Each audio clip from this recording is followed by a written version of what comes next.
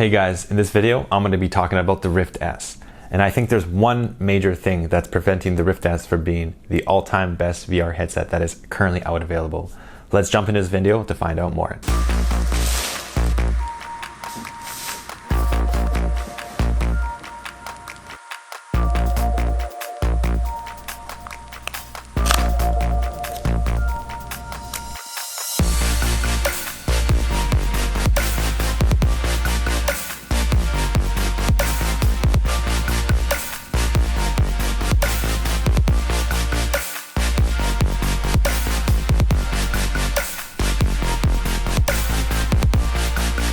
So I originally sold my Rift. I regretted it immediately. I wanted to buy it back again, but then I found out that you can't even buy it. So I guess the Rift S was the next one that I had to buy. I waited months and months and it finally got delivered. Finally have it, and I was like, oh, I waited this long, I don't want to play it anymore. But then I opened the box, I played with it, and I'm like, oh, this is actually pretty cool. I'm back into VR, and I'm really excited to jump into this review. So without any further ado, let's kind of move forward with it. So let's talk about what's different from the original Rift. One, they included a longer cable, so it allows for a better room scale experience. However, one downside is that it gets tangled a lot, and it's very annoying to unravel every time you want to play. Another thing is that they have an adjustment for the headset to allow it to move further away from your face, which allows you to wear glasses. And this is very nice, but I won't ever be using this feature because I want the screen to be as close to my eyeballs as possible so I get the best field of view. As for the controllers, they feel exactly the same, which is very nice because I really like the touch controllers. They're a lot better than the Windows mixed reality controllers. And I find that it's has a matte finish, so it's a little less slippery in your hands. I did notice that when I was playing Beat Saber that the magnetic enclosure for the battery did kind of slip out, but thanks that it's magnetic, it kind of slipped back in, so nothing too really different with the controllers. Now for the most obvious big change is that it no longer relies on outside-in tracking, it relies on inside-out tracking, which uses the cameras on board to keep track of your controllers. And the setup was super easy. I was simply just drew my Guardian system, my Guardian boundary.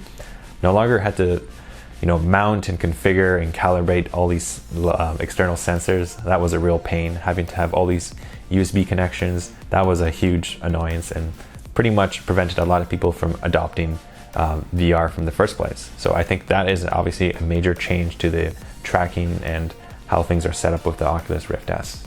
Now, so what I really like about the new Rift S is some of the software upgrades. One is that you can actually see your environment as you step out of the Guardian boundary, which is a really nice feature. I'm able to put on my headphones or drink a coffee by just simply long pressing the Oculus button, and it turns on my external world. I can basically see my surroundings around me. And obviously the Odyssey Plus did this a long time ago with the flashlight feature, but I think it took it a step further by actually showing your entire world versus just a small section of the world you're in.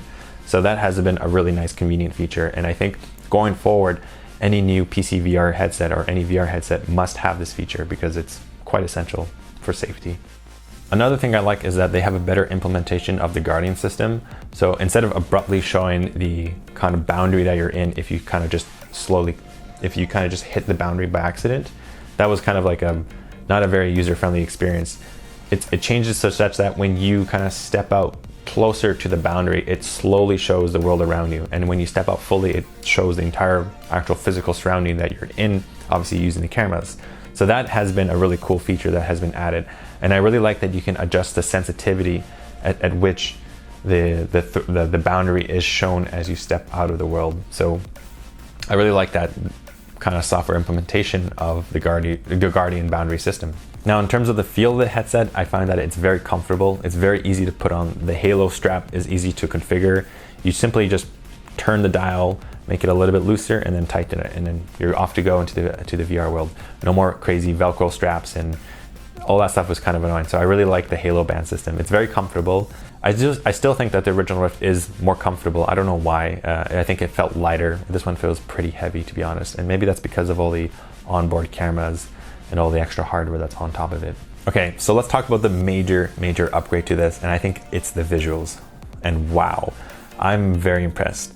One of the things I immediately noticed when I put on the headset was how crisp the text was. It was extremely clear, especially compared to the Oculus Quest, which has very very blurry text. It's very hard to read. The text here is amazing, and I can definitely tell that there is a resolution bump. I'm very impressed. In comparison to the Odyssey Plus, I feel like they're very similar in visuals. Now, there is a little bit more screen door effect compared to the Odyssey Plus, and that's because Odyssey Plus has the special feature, which is the anti-screen door effect, which kind of smooths out the images. And that's something that you may not even like, so perhaps the Oculus Rift S is presents a better image for you, and if you prefer something that is more detailed rather than smoothing out the edges. To be honest though, the screen door effect is pretty minimal, and it's a lot better than the original Rift, and actually a lot better than the Oculus Quest. So it's funny because a lot of people in the Reddit community were complaining, oh, it's using an LCD screen, and the blacks aren't going to be good, or the resolution isn't as high as some of the other devices out there. And I really think that the headset's visual quality is one of the biggest upgrades. Apart from obviously the inside-out tracking, the visual quality is simply stunning. I am very impressed with the visual quality, so good job to Oculus on that. And a lot of people on Reddit were complaining that, because it's using an LCD panel versus the OLED in the Oculus Quest, that the black levels would be worse. And to be honest, I've been playing a lot of games and I didn't notice any difference. It feels fantastic. Like, the visuals look great. Even in black dark scenes, I just haven't really noticed any issues with that. To all the complainers out there, I think you would rather have the LCD screen because it is a lot sharper than the Oculus Quest, and it has a lot less screen door effect than the Oculus Quest. Oh, and one really cool thing is that the nose flap actually prevents any light from coming into the headset. So there's no light leakage, and I found that pretty amazing compared to the Quest, which does have some light leakage. So that little invention of having the nose flap is a pretty good addition. So apart from the easy setup, the amazing inside-out tracking, and the visuals, that's pretty much all I have to say that is good about the Rift S. Now, don't get me wrong, I like the device, but there are quite a few shortcomings that I'm about to present. So the first complaint is sound. The audio quality of this device, it's using integrated speakers, they just suck. I mean, it's very tinny, it has no bass, it has no clarity, it definitely kills the immersion. I don't know what Oculus is doing with this. Like, why did they do this? They had amazing sound quality on the original Rift using those cost drivers, and they just completely killed it. Like, it just killed it in a terrible way. The sound is so disappointing that I'm almost kind of depressed about this, to be honest. I have to use my Bose headset, and that just adds another step for me to jump into VR.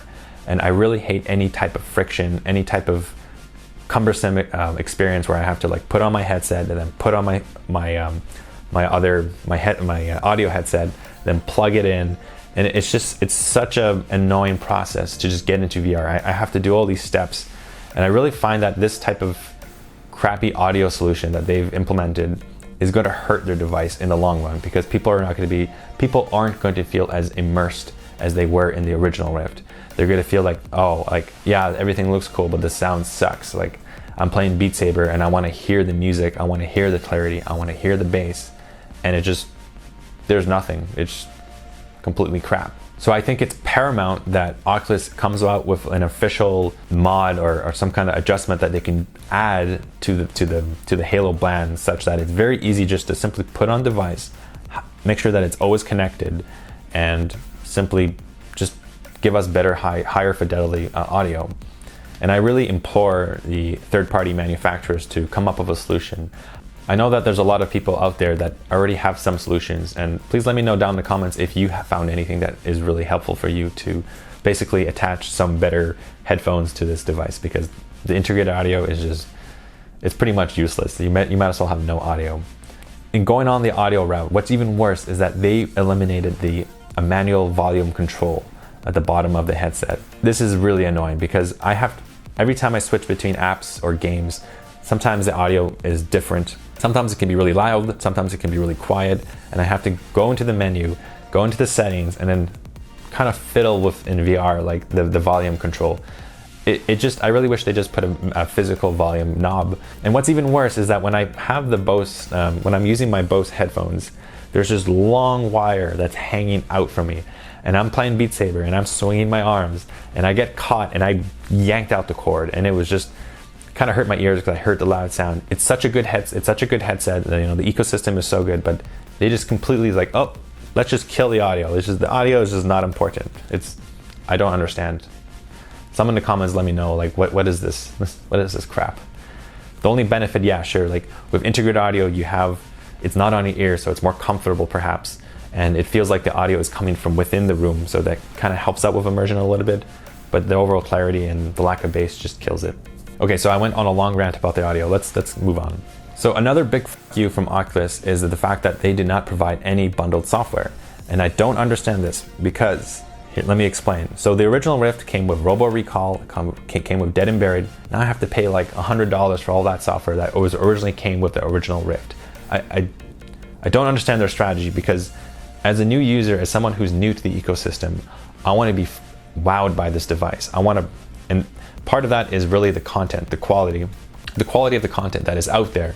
And for you've just invested, $2,000 on a PC machine. You paid $500 on this PC VR headset, and you get to spend $60, $50, $30, whatever, on more software. I feel like some people were going to cheap out on the software and be like, try the free software or try demos, and then just like, oh, this headset kind of sucks. The software is not very good, and they did return the device. I just don't think them not bundling some amazing experiences like Robo Recall.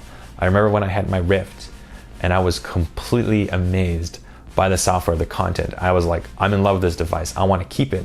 I don't want to return it, because the software that came for free was simply amazing. So I think this is going to hurt Oculus in the long term. Now, yes, a lot of people will be like, developers need to get paid. They earn their money, whatever. They put a lot of work. Yes, but I think Oculus should have invested in those developers and paid them such that we can enjoy some free content when we get the device and really get convinced that this is an amazing piece of hardware due to the amazing quality content that is out there. Now, a lot of people on Reddit were crying about the lack of IPD adjustment. Thankfully, I have an average IPD of 64 millimeters. So when I use the device, I had no issues.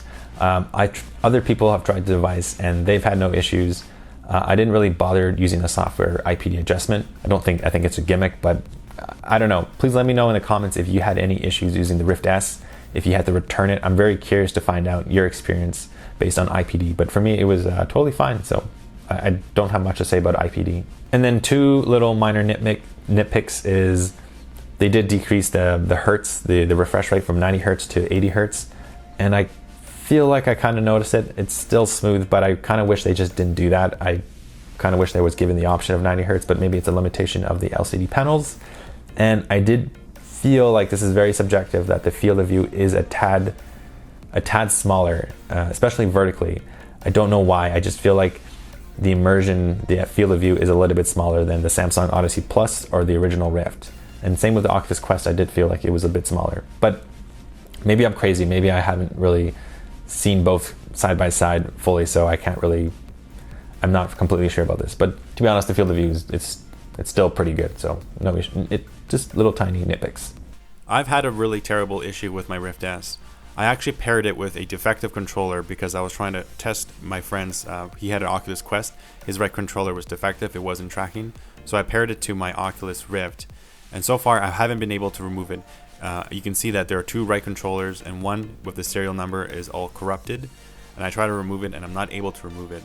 So sometimes when I use my Rift S, after I haven't used it for a while, the controllers are not tracking at all. Nothing is working, and I basically have to unpair and repair my controllers to the device and then restart my computer for everything to work.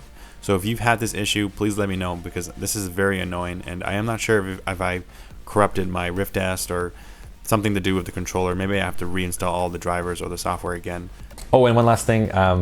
When I first opened the device and I played with it, the factory smell just made me nauseous. It really stinks when you first try this device. It goes away over time, but just be prepared for that nasty smell when you take it out of the box and start playing it, because it's right next to your nose. So in conclusion, I think that the Oculus Rift S is a pretty decent upgrade. Thankfully, I sold my Rift and I have better visuals now. I don't have to deal with the stupid sensors. I don't have to calibrate them and plug them into like 5 USB ports and whatnot. I just really wish that the audio solution was out there. I'm very disappointed in the terrible audio solution that's currently present.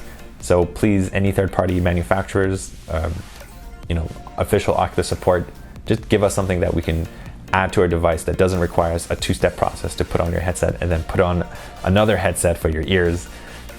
Give us something that is integrated and with high fidelity sound. So what do you guys think about the Rift S? Do you like it? Please leave your comments down below. I'm really curious to know if you had any issues that I've had or felt the same way about the audio.